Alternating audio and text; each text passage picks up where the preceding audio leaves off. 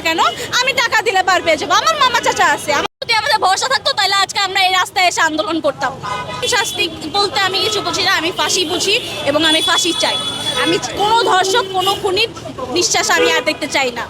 তার নিঃশ্বাস নেওয়ার কোনো অধিকার নেই, সেই যখন একটা অন্য মানুষ, একটা জীবন্ত মানুষের নিঃশ্বাস কেড়ে নেয়। প্রকাশ্যের শাস্তির আমার মনে হয় যে দরকার আছে, কারণ আমাদের দেশে এমন একটা কালচার তৈরি হয়েছে যে আমরা মনে করি যে হ্যাঁ আমি এই ক্রাইমটা করলাম, আমি একটু 10 টাকা দিলে আমি পার পেয়ে যাবো। আমি যত জঘন্য কাজই করি না কেন, আমি টাকা দিলে পার পেয়ে যাবো। আমার মামা চাচা আছে, আমার এই আছে, আমার খালা খালু সব আছে, আমার কোনো কিছু হবে না। এই ভয়টা কেন আমাদের মধ্যে নেই যে আমরা একটা ক্রাইম করলে আমাদের বিচার হবে, আমাদের শাস্তি হবে। যখন একটা মানুষকে প্রকাশ্যে এইভাবে দেখা, এটা একটা এক্সাম্পল হয়ে থাকবে, এটা একটা প্রমাণ হয়ে থাকবে যে না, আমাদের দেশে এরকম আর সহ্য করা হবে না। আর কোনো খুনি, কোনো ধর্ষক, কোনো ধরনের